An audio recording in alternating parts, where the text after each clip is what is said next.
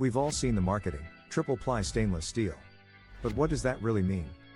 At Wade Media Labs, we decided to cut through the claims and find the truth.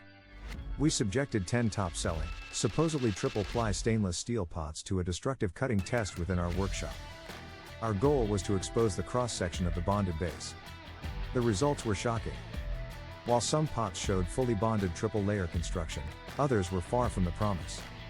We found vast inconsistencies in the actual thickness and edge-to-edge bonding of the internal aluminum core. This is crucial for heat distribution. If the core isn't fully bonded, or if it doesn't reach the edges, you get hot spots and unstable cooking performance. We measured core thickness and edge-to-edge variance across all 10 brands. To determine the true triple-ply winners, we didn't just look at bonding. We analyzed the thickness ratio of stainless steel and aluminum, identifying which brands prioritize durability over material costs. Only 3 pots completed the marathon with their triple-ply integrity fully verified. These 3 are the only ones we found that truly balance consistent bonding with legitimate, full-core multifunctional performance.